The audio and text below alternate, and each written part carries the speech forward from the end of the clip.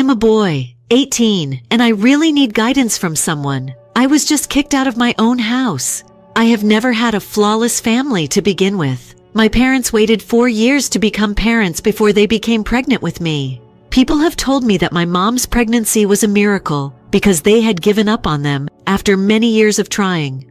On the other hand, my parents were overjoyed to learn that my mom was expecting and immediately began making plans for the future. My grandmother has informed me that this euphoria was fleeting since my parents were never truly content with one another. They have never really stopped fighting, even when my mom became pregnant with me. They have always had a lot of ugly arguments. Every day their arguments centered around essentially the same issues. Mom detested Dad's gambling, and Dad detested the fact that Mom drank all day long despite being pregnant with me. To give in. Mom originally agreed when Dad decided to give up gambling as long as she stopped drinking, but she never followed through. When Dad discovered that she was surreptitiously stashing alcohol bottles about the home, she would occasionally sneak a sip. By now, he discovered that her consuming alcohol was putting me in risk as well as her. Dad therefore set her a deadline. My mom did not seem to take well to his threat that he would leave her if she did not cease. According to my grandmother, my mom became quite enraged and began verbally abusing my dad as a result. After that, she hurled a pair of scissors at my dad, injuring him when it struck the corner of his eyes. Really? He was later told, upon being sent to the doctor, that he was exceedingly fortunate not to have suffered a lifelong loss of eyesight from his partial corneal laceration, which was treatable. My mom was so terrified by this that she pleaded with my dad not to bring any charges against her since she had pledged to do better. My dad made the decision to move on. I've been informed that both of my parents were overjoyed to have me and did everything in their power to raise me. That calm between them, though, was short-lived. My grandma says that one day when my dad got home from work, he found me sobbing uncontrollably in my nursery and my mom unconscious and obviously intoxicated on the sofa. She said that it was only one drink and that he would have called CPS on her. He was incensed and woke her up to confront her about it if she hadn't soothed him. I wish he had, since Mom wisely began to limit her drinking to the morning hours after Dad left, so as to avoid being discovered later on in the night. I was losing weight quickly and my health began to suffer. Therefore, I must have gone hungry for a long time. My grandmother would usually find the house in a terrible mess when she came to visit. The floor would be filthy and sticky, there would be dirty dishes in the sink, and everything would be in disorder. She would come home to find me with my hair combed and me dressed in filthy diapers. And every time she attempted to discuss the state of the house or me with my mom would get very defensive and tell her to shut up. During one of my mom's visits, my grandma noticed that my mom was obviously intoxicated during the day, since she was unable to understand what my mom was saying and could not stop laughing. Mom became irate and argued that it wasn't a big problem when Grandma confronted her about it. At that point, my grandmother made the decision to give up. In order to take care of me, she spent the entire day with me. Afterwards, after my dad returned from his job, she insisted on looking after me for a few months so she could check my mom into a recovery facility. My mom attempted to fight back, but my dad, who must have seen that his wife needed assistance as well, instantly agreed with my grandma. When my mother was being admitted, for a few months I moved in with my grandmother, and those were the most amazing times of my life. She gave me baths, read aloud to me every night, prepared wholesome meals, and took me to play in the park. I had no idea that these were the kinds of things parents were expected to do for their kids. Unlike my mother, she didn't yell at me when I wanted to play with her. If I ever accidentally shattered my plate, she never gave me a spanking. I felt safe living with my grandmother. Over time, my grandmother gradually took over the role of a mother figure for me, and she has been my primary caregiver ever since. She is my grandmother, and for that I am incredibly thankful. I don't know how else I could have made it through all those years. Because he missed me so much, my dad would come see me frequently. He would tell me how much my mother missed me and how eager she was to recover so she could reunite with me. To be honest, I was a little afraid to return to my parents' house. All I want is to live with my grandmother forever. But when my mother did finally get clean and receive her AA sobriety chip a few months later, she made a point of driving over to see me at my granny's house. Seeing my mother after so many months seemed awkward and like I was meeting someone for the first time. After my mother and grandmother had a conversation, my mother did appear much better, and I was told that I would be returning to my parents' house later this weekend. My mother told me that she was my parent and that I had no choice but to live with her, no matter how much I sobbed or objected. Returning to my parents' house brought back a lot of unpleasant memories, so it felt terrible. I started to eat much less and would frequently throw up, so I suppose the move had a significant psychological and emotional impact on me.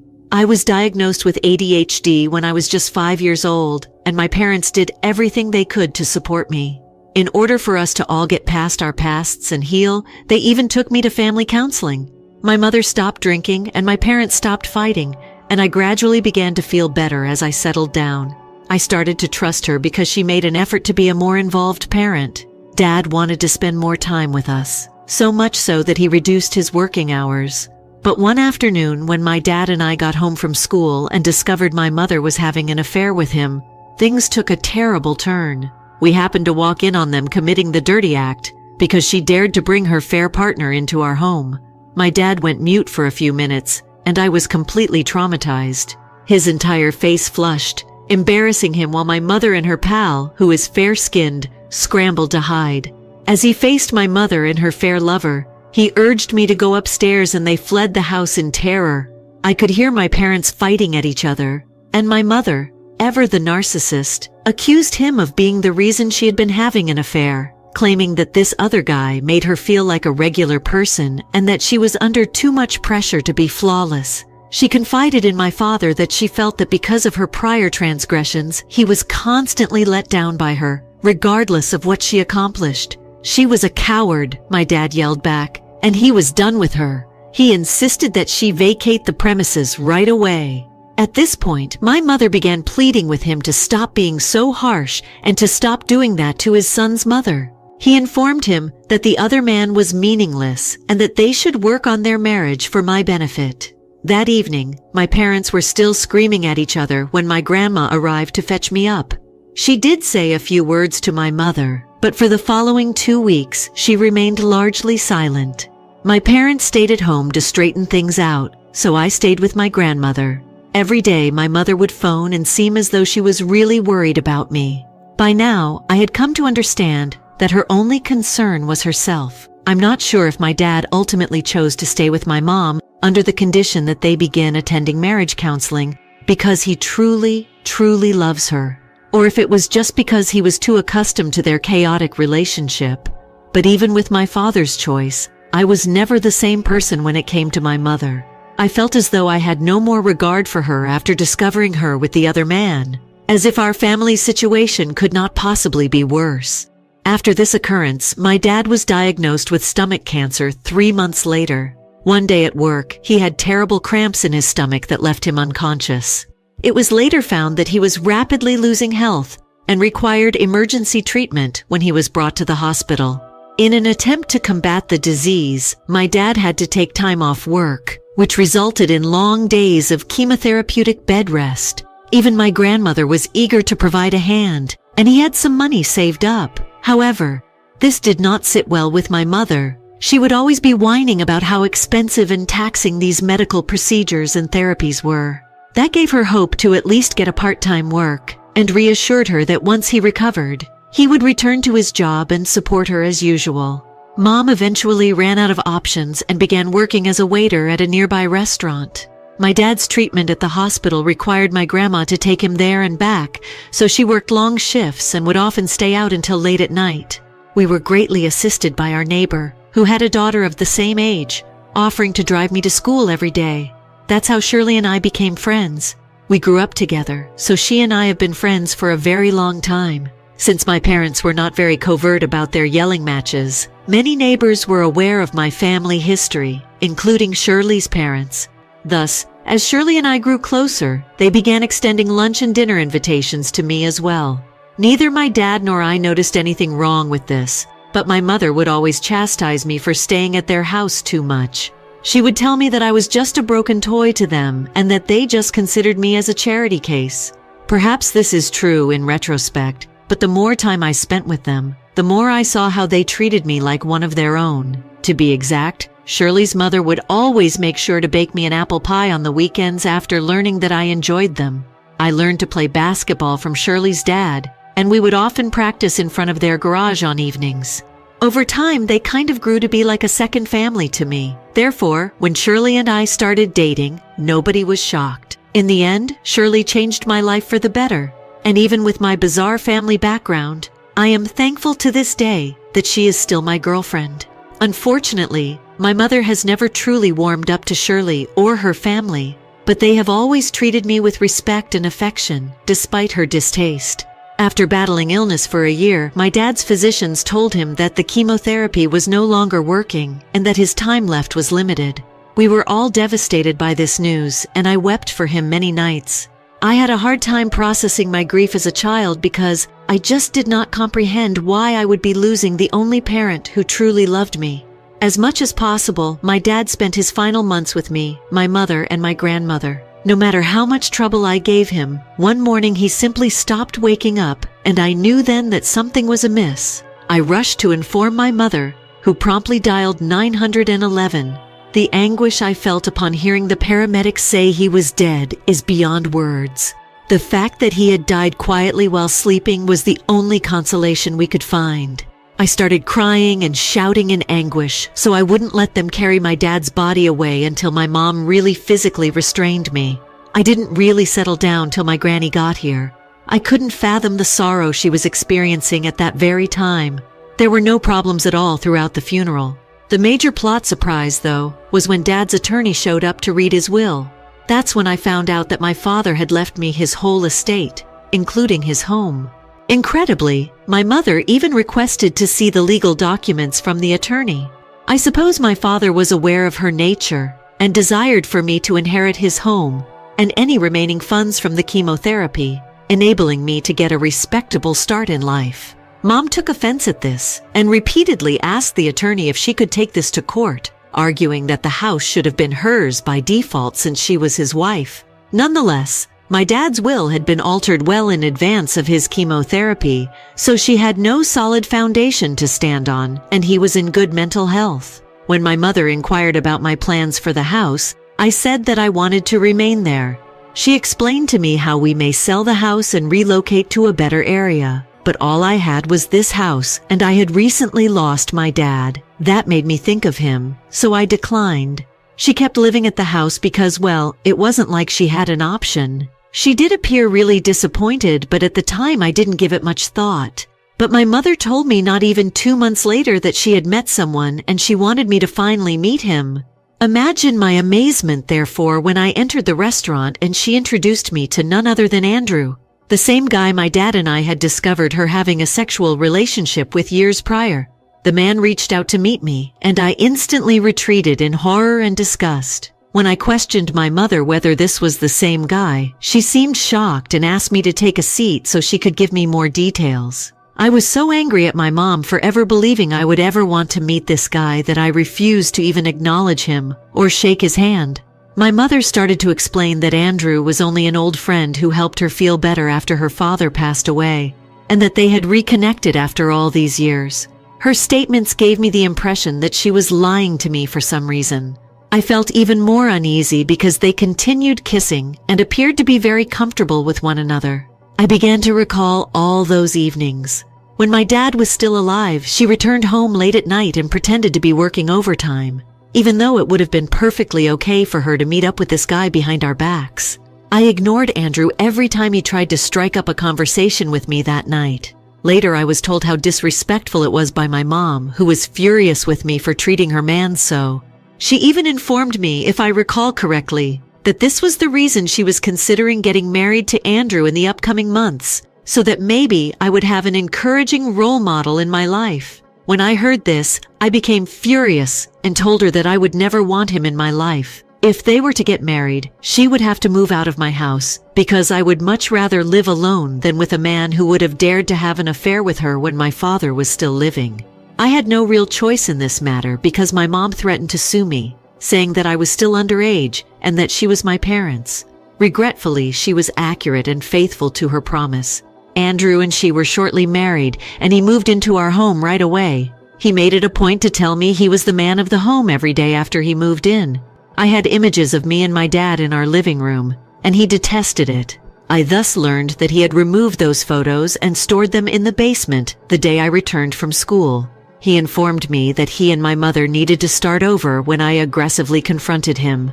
I could therefore only hang photos of my dad in my bedroom, as if I didn't already detest him for this. He was also very domineering. Every time my mother's shift finished, he would give her a call, and he would give her another call if she was even a minute late getting home. He began to do this slowly with me as well, but I quickly stopped him.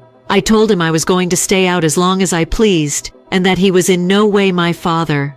It wasn't like he could lock me out. I had the house keys anyway. Don't get me wrong though, I wasn't going out to parties or anything like that. All I had to do was spend my evenings studying and doing my schoolwork in peace at Shelley's house or the library. I also maintained a positive relationship with my grandmother during this time and made every effort to see her.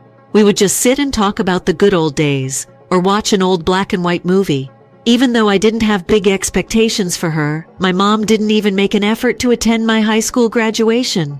I was still a little bummed that my parents were the only ones that didn't give a damn about me by this point. But Shirley's parents and my grandma supported me and applauded me at graduation. Subsequently, as I was preparing to head out to a party with my friends, my mother entered my room to tell me that she and Andrew believed that I had grown up and should now take charge of the household. Bewildered, I asked her what she meant because I do my own laundry and dishwashing every time. At this point, my mother told me that I needed to quit paying the household costs and get a job. According to her, Andrew thought I wasn't doing enough and that, as an adult, he should have expected me to make financial contributions. Though I was a little annoyed that she didn't give me a day to celebrate before breaking the news to me, I nevertheless decided to pitch in as much as I could. I applied to several universities at the same time that I applied for a job as a Burger King cashier, which I was hired for within the next 2 weeks. I eventually was accepted into a reputable college in my hometown, so I was able to avoid wasting money by staying in dorms, but I still needed to have a car so that I could get to courses more easily. I made the decision to speak with my mother to beg for her assistance in purchasing a car, but she and Andrew became enraged right away. Upon hearing this, Andrew angrily told me that, considering their meager incomes, they were providing for me more than enough, and that, once and for all, I ought to quit being so self-centered. Mother didn't even try to defend me, even though I couldn't quite understand what he meant when he said that I was selfish in his book. She informed me that I had to work things out for myself because I was an adult. Just a few weeks later, to my amazement, I got up to find that some workers had begun rebuilding the downstairs bathroom and kitchen. I questioned my mother about it, and she said that Andrew was planning to make some small changes around the house because he was tired of the way it looked old and rusty. They said they didn't even have enough money to help me out with the car, so I inquired where they obtained the money to accomplish this. When my mother heard this a few weeks earlier, she became irate with me and told me that I was being unreasonable to expect their assistance over the upcoming few weeks. I watched while Mom and Andrew remodeled the entire house and made various changes. I just kept my head down and kept my mouth shut the entire time. Shirley made every effort to lift my spirits, understanding that I was upset about this. But when I got home today, I saw my clothes and belongings in the living room. I hurried to see whether my belongings were there and screamed at my mother to tell her to put them in my room. At this point, Andrew's mother came downstairs to inform me that they needed to have a serious conversation with me. They continued with great excitement, revealing that they had been keeping this information to themselves for more than 2 months and that Mom was expecting Andrew's child. Andrew continued by saying that he had a duty to put his child's needs first, as the child's father. He had so made the decision to turn my room into his baby's nursery. He continued, and I gaped in disbelief, saying that he and my mother had decided they could no longer support a freeloader.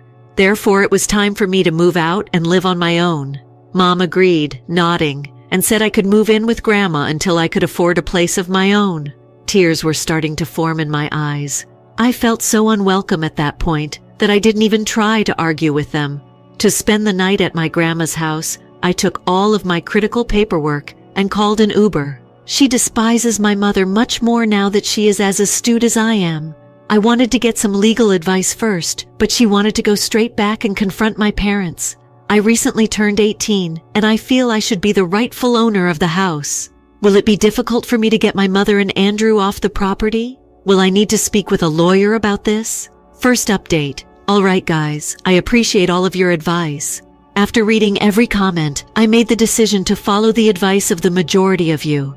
I first went to see my lawyer today to better grasp my legal position. The attorney advised me that since my dad's will was clearly visible, Mom and Andrew had no legal claim to the house, and that I should give them a formal eviction notice so that I could later sue them for violating it.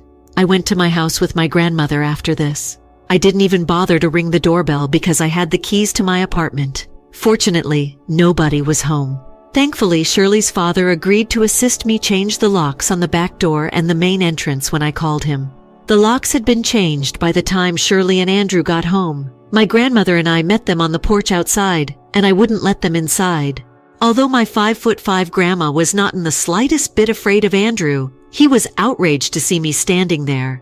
With a direct look in his eyes, she gave him a 30-day notice to vacate. They couldn't stop me from selling the house since I had made the decision to do so. I then gave them a written notice that was signed by my attorney and detailed their 30-day notice of eviction as well as the legal repercussions for not complying. Angry, Andrew took the paper out of my hand and examined his face. Grandma cautioned him that destroying it wouldn't make a difference, so he crumpled it instead. It was not negotiable that they would have 30 days. Mom began to plead with me, telling me that I shouldn't have caused her so much worry throughout her pregnancy as she saw this happen. She continued by expressing how inconvenient it would be for them to move out at a time when she was already dealing with a lot.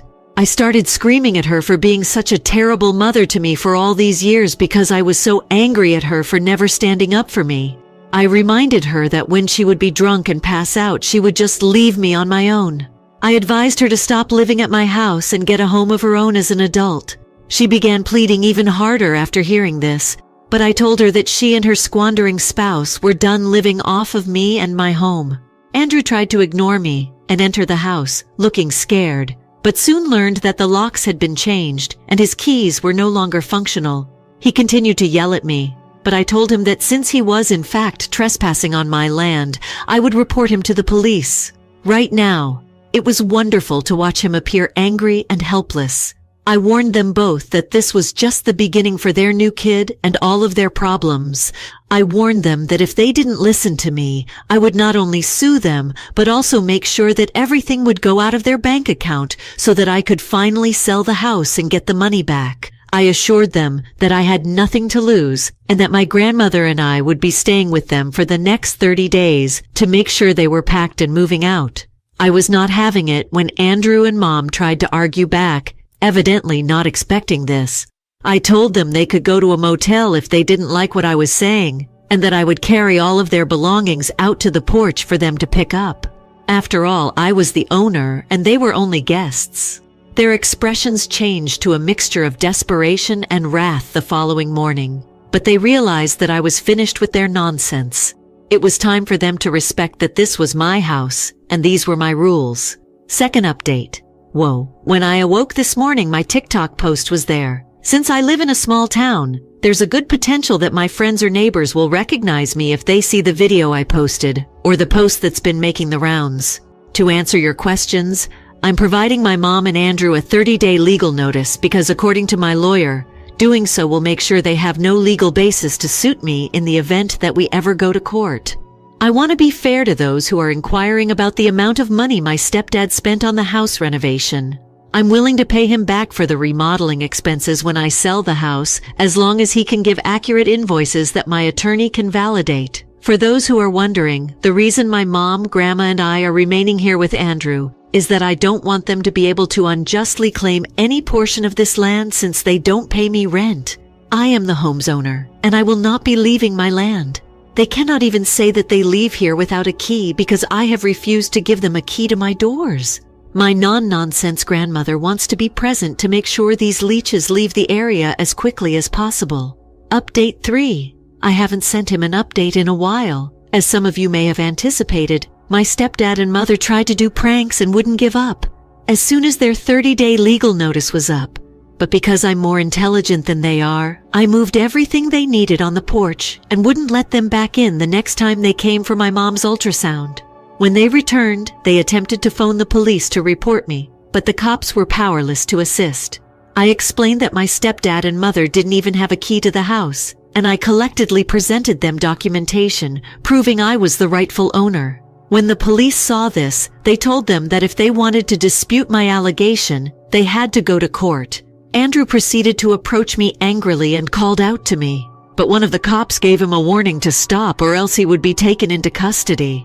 My mom and Andrew were eventually evicted from my property, and it was pleasant to see them come to terms with what they had lost. I've since had cameras placed throughout my property and spoken with a real estate agent who will begin showing the house to prospective purchasers the following week.